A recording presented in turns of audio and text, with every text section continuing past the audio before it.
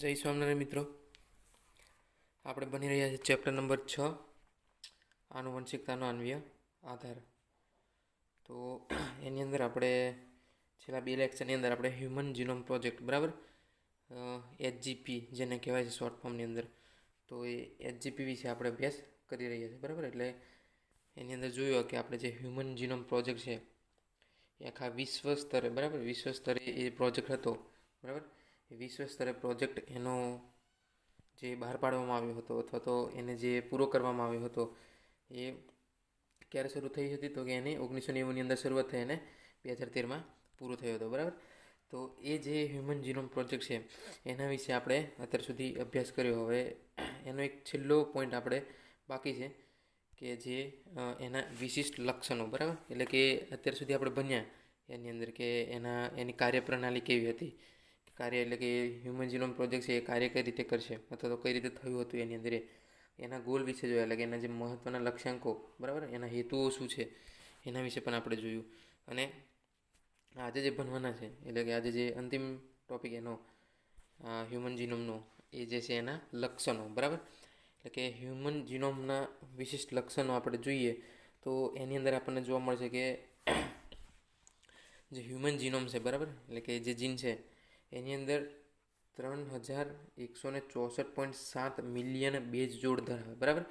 Base જોડ એટલે તમને ખબર છે કે એક એ અને ટી બરાબર અને જી અને સી હોય, તો આ જે એક જોડ બની એને આપણે શું કહેવાય, એક બેઝ જોડ કહેવાય છે બરાબર.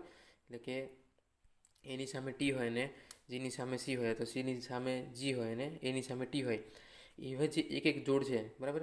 એવી કેટલી જોડ જોવા મળે છે તો કે એવી 3164.7 મિલિયન બરાબર એટલી જોડ એ હ્યુમન જીનોમ ધરાવે છે. એટલે કે માણસની અંદર જે જીનોમ આવેલા છે એટલા બધા જે જોડો છે એટલે કે બેઝ ન્યુક્લિયોટાઇડની બેઝ જોડ છે એ ધરાવતો હોય છે બરાબર.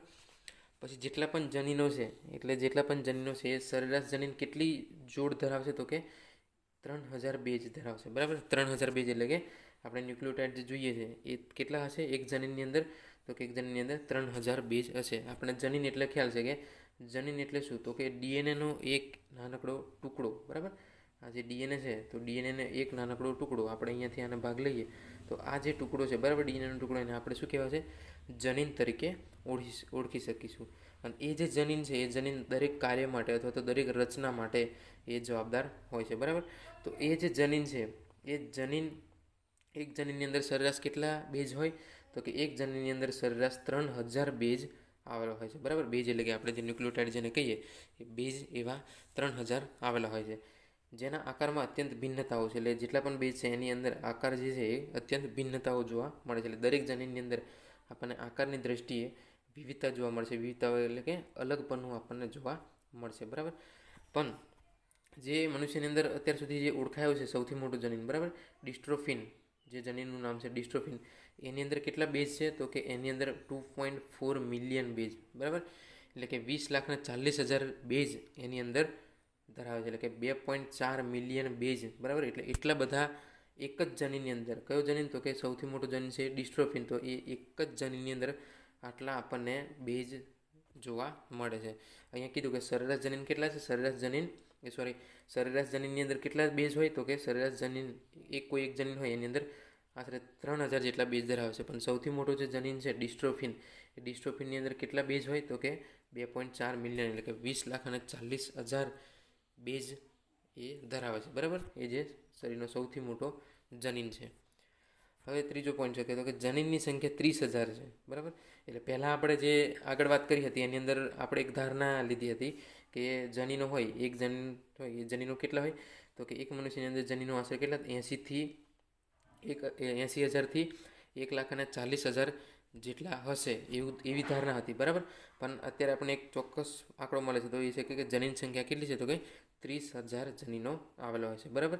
અને એ જે 30,000 જનીનો છે એમાંથી 99.99% બરાબર, એટલે કે 99.9% છે એ ન્યુક્લિયોટાઇડ બેઝ બધા મનુષ્યોમાં એક સરખા એટલે કે એક સમાન જોવા મળે છે. એટલે કે જે ડીએનએ હશે એ 99.99% કેવા હશે તો કે એક સરખા જ હશે. જેટલા પણ મનુષ્યો છે એ મનુષ્યો તમે અલગ અલગ મનુષ્યની જાત લઈ લો અથવા તો અલગ અલગ મનુષ્યો લઈ લો બરાબર.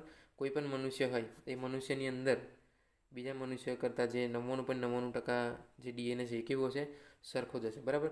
તો ખાલી ફક્ત આપણને કેટલો હતો કે 0.1%, બરાબર, 0.1% ડીએનએ આપણને અલગ જોવા મળે છે. તો ફક્ત ખાલી 0.1% જ ડીએનએ અલગ હોય તો એનાથી પણ આપણને એક જે મનુષ્ય છે એ બીજા મનુષ્ય કેટલો અલગ લાગે છે. બરાબર.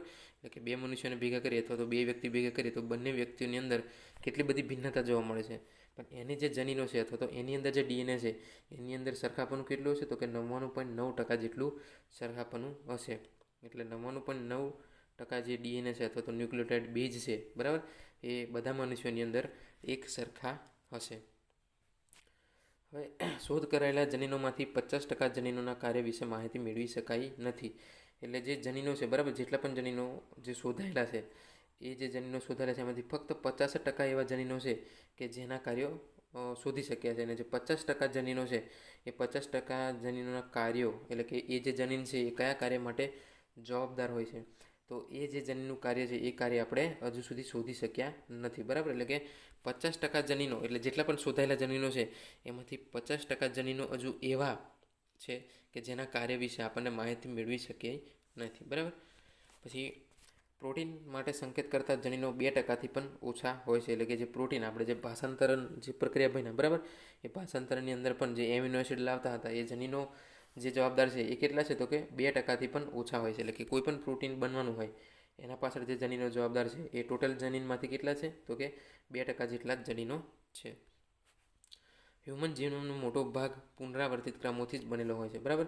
એટલે આ જે હ્યુમન જીનોમ છે, એટલે કે જે જીન છે એની અંદર જે મોટા ભાગનો જે ક્રમો છે, બરાબર, અથવા તો મોટા ભાગના જે ખંડો છે એ પુનરાવર્તિત ક્રમોથી બનેલા હોય. આપણને ખ્યાલ છે કે બધા જે છે એટીજીસી, બરાબર, એટીજીસી, પછી જીસી, ટી એ પ્રકારે બધા આખી જે જીનોમ છે અથવા તો આખું જે જીન છે એ રીતે બનેલું હોય છે. તો એની અંદર જે સૌથી મોટો ભાગ, એટલે કે મોટા ભાગનો જે ક્રમો છે એ કેવા છે, તો કે પુનરાવર્તિત છે. એટલે કે બેવડાતા હોય, એટલે કે ડબલ થતા હોય એવા શું કહેવાય એને, પુનરાવર્તિત થતા હોય એવા ક્રમોથી બનેલો છે. હવે પુનરાવર્તિત ક્રમો ડીએનએના વિસ્તરેલા ભાગ છે જે ક્યારેક 100થી 1000 વખત પુનરાવર્તિત થતા હોય છે. બરાબર. એટલે કે જે પુનરાવર્તિત ક્રમો છે એ ડીએનએના વિસ્તરેલો ભાગ, એટલે કે જેટલો પણ ડીએનએ વિસ્તરેલો છે એની અંદર એ બધા ક્રમો આપણને જોવા મળે છે, પુનરાવર્તિત ક્રમો જોવા મળે છે. બરાબર. જે ક્યારેક 100થી 1000 વખત પુનરાવર્તિત થતા હોય. એટલે એકનો એક જે ક્રમ છે, બરાબર, એકનો એક જે ક્રમ છે, ધારો કે એટીજી આપણે અહીંયા રાખીએ તો એટીજી છે ક્યારેક 100થી 1000 વખત પુનરાવર્તિત થતો હોય છે. બરાબર. એટલે કે જે પુનરાવર્તન થાય, એટલે કે જે બીજી વખત આવે એ 100થી 1000 વખત એ પુનરાવર્તિત થતો હોય છે. બરાબર. તેનો સીધો સાંકેતિક કાર્યોમાં સંબંધ નથી. એટલે તેનો જે કાર્ય છે, સાંકેતિક કાર્યો, એની જોડે કોઈ જ સંબંધ નથી. બરાબર. પણ તેના રંગસૂત્રોની સંરચના, ગતિકીય અને વિકાસ વિશે જાણકારી મેળવી શકાય છે. એટલે જે પણ પુનરાવર્તિત જે ક્રમો છે એનો સાંકેતિક કાર્યો સાથે કોઈ સંબંધ નથી, પણ એના દ્વારા, બરાબર, જે પુનરાવર્તિત ક્રમો છે એના દ્વારા રંગસૂત્રોની સંરચના, એટલે રંગસૂત્રોની જે રચના છે એ આપણે જોઈ શકીએ છીએ અથવા તો એની વિશે માહિતી મેળવી શકીએ છીએ. ગતિકીય અને વિકાસ, એટલે જે વિકાસ અને ગતિકીય થવાની છે એના વિશે પણ જાણકારી આપણે મેળવી શકીએ છીએ. બરાબર. તો ફરીથી કહી દઉં અહીંયા કે જે પુનરાવર્તિત ક્રમો છે, બરાબર, એ ડીએનએની અંદર વિસ્તરેલા ભાગ છે. એટલે જે ડીએનએ છે એની અંદર બધા જે ક્રમો છે એ પુનરાવર્તિત થયેલા જ હોય છે. અને એ જે પુનરાવર્તિત થયેલા છે એ 100થી 1000 વખત પણ પુનરાવર્તિત, એટલે કે એક પછી એક વખત આવી ગયા એની પછી પણ પાછા બીજી વખત આવે એવા ક્રમો આની અંદર જોવા મળે છે. તો એનો જે ક્રમો છે એ ક્રમો જોડે સાંકેતિક કાર્યો સાથે કોઈ સંબંધ નથી, પણ એ જે છે એના દ્વારા જે રંગસૂત્ર છે એ રંગસૂત્રની સંરચના, ગતિકીય અને વિકાસ, બરાબર, એના વિશે આપણે જાણકારી મેળવી શકીએ છીએ. બરાબર. હવે પ્રથમ રંગસૂત્ર સૌથી વધુ જનીનો અને વાય રંગસૂત્ર સૌથી ઓછા જનીનો ધરાવે છે. એટલે આપણે ખ્યાલ છે કે રંગસૂત્રોની અંદર જનીનો આવેલા હોય છે. બરાબર. તો એ જે જનીનો છે એ જે પ્રથમ રંગસૂત્ર, જેને ફર્સ્ટ ક્રોમોઝોમ કહેવામાં આવે, બરાબર, તો એ જે પ્રથમ રંગસૂત્ર છે એની અંદર સૌથી વધુ જનીનો આવેલા હોય. કેટલા જનીનો, તો કે 2968. બરાબર. 2968 જેટલા જનીનો એક જ રંગસૂત્રની અંદર, જે પ્રથમ રંગસૂત્ર કહેવાય છે એની અંદર આપણને જોવા મળે છે. અને સૌથી ઓછા જનીનો છે એની અંદર, તો કે વાય રંગસૂત્ર છે જે નરની અંદર આવેલો હોય. બરાબર. એ જે વાય રંગસૂત્ર છે એ વાય રંગસૂત્રની અંદર સૌથી ઓછા જનીનો, એટલે કે 231 જનીનો આવેલા હોય છે. તો તમને જાણકારી ખાતર યાદ રાખવાનું કે સૌથી વધારે જનીનો છે એ કયા રંગસૂત્રમાં આવેલા હોય, તો કે જે પ્રથમ રંગસૂત્ર છે, ફર્સ્ટ ક્રોમોઝોમ, એની અંદર સૌથી વધુ જનીનો કેટલા, તો કે 2968. અને સૌથી ઓછા રંગસૂત્રો, તો સૌથી ઓછા રંગસૂત્રો શેની અંદર, તો કે વાય રંગસૂત્રની અંદર સૌથી ઓછા જનીનો આવેલા છે, બરાબર. એટલે કે જે વાય રંગસૂત્ર છે એ વાય રંગસૂત્રની અંદર 231 જનીનો આવેલા હોય છે, બરાબર. હવે મનુષ્યમાં વૈજ્ઞાનિકોએ લગભગ 1.4 બિલિયન સ્થાનો પર એકલ બેઝ ડીએનએ તફાવત, એટલે જેને શું કહેવામાં આવે છે, એનપીએસ, બરાબર. SNPS એટલે કે સિંગલ ન્યુક્લિયોટાઇડ પોલિમોર્ફિઝમ, જેને સ્નિપ્સ પણ કહેવામાં આવે છે, બરાબર. એટલે કે SNPS. હવે આ SNPS શું, તો કે જેટલા પણ અનુક્રમો છે, બરાબર, જેટલા પણ અનુક્રમો હોય એની અંદર ફક્ત એક જ ન્યુક્લિયોટાઇડ, બરાબર, એક જ ન્યુક્લિયોટાઇડ અલગ હોય, બાકીના બધા જ ન્યુક્લિયોટાઇડ હોય કેવા હોય, તો કે બધા જ ન્યુક્લિયોટાઇડ સરખા જોવા મળે. તો એવી જે જગ્યાઓ છે, એવા જે સ્થાનો છે એ કેટલા છે, તો કે જે 10,04,000, બરાબર, એટલે કે 1.4 મિલિયન, બરાબર, 1.4 મિલિયન સ્થાનો, એટલે એવી જગ્યાઓ છે કે 1.4 મિલિયન એવી મનુષ્યની અંદર એવી જગ્યાઓ છે કે જ્યાં એકલ બેઝ ડીએનએ તફાવત, એટલે કે એક જ ખાલી જે ન્યુક્લિયોટાઇડ છે એ અલગ જોવા મળે, બાકીના બધા કેવા જોવા મળે છે, સરખા જોવા મળતા હોય છે, બરાબર. તો આ જે છે એ હ્યુમન જીનોમના લક્ષણો હતા, બરાબર. હવે એ જે લક્ષણો છે, એટલે કે એ જે માહિતી છે એ રંગસૂત્રોમાં એ સ્થાનો જે રોગ સાથે સંકળાયેલા ક્રમ અને માનવ અને ઇતિહાસ વિશે તપાસ કરવામાં મદદરૂપ થાય છે. એટલે આ જે હ્યુમન જીનોમ છે, એટલે કે એની અંદર જે જીન આવેલા છે એના વિશે કોઈ પણ રોગ સંકળાયેલો, એટલે કે જે આપણે પેઢી દર પેઢી આપણે આનુવંશિક રોગ હોય એની અંદર, અથવા તો જે ઇતિહાસ આપણે જાણવો હોય, બરાબર, આપણે જેમ અત્યારે ઉદ્વિકાસીય રીતે આપણે 7મા ચેપ્ટરની અંદર ભણશું સારી રીતે, કે જે મનુષ્યની અંદર ઉદ્વિકાસ થયો એની અંદર શરીરની અંદર અથવા તો એની જે રચના છે અંદરની આંતરિક રચના, એની અંદર શું શું ફેરફારો થયા છે એ આપણે શેના આધારે જાણી શકીએ, તો કે જે હ્યુમન જીનોમ છે એના આધારે આપણે જાણી શકીએ છીએ, બરાબર. તો આ હતું હ્યુમન જીનોમના વિશિષ્ટ લક્ષણો, બરાબર. તો હવે આપણે અહીંયા હ્યુમન જીનોમ પ્રોજેક્ટ જે છે એના બધા જ મોટાભાગના ટોપિક, એટલે જેટલા પણ બુકની અંદર આપેલા છે આપણે એ ટોપિક બધા પૂરા કર્યા, બરાબર. શરૂઆતમાં આપણે હ્યુમન જીનોમ પ્રોજેક્ટનું જે ઇન્ટ્રોડક્શન હતું એ લીધું, કે એની અંદર શું શું જોવા મળ્યું હતું, કે શેના માટે હતો હ્યુમન જીનોમ પ્રોજેક્ટ, કોને એને જે ફાઇનાન્શિયલ હેલ્પ એટલે કે જે ફંડ પૂરું પાડ્યું હતું, બરાબર, અને એની અંદર શું શું કાર્યો હતા એ પણ આપણે જોયા, એના ગોલ પણ જોયા, એટલે કે એના જે હેતુઓ છે એ પણ જોયા, અને અંતમાં એના લક્ષણો પણ જોયા. હવે આ ચેપ્ટરનો છેલ્લો એક ટોપિક બાકી છે, એ છે ડીએનએ ફિંગર પ્રિન્ટિંગ, બરાબર. તો એ જે ડીએનએ ફિંગર પ્રિન્ટિંગ છે એ આપણે નેક્સ્ટ લેક્ચરની અંદર ભણીશું. તો ત્યાં સુધી સર્વ મિત્રોને જય સ્વામિનારાયણ.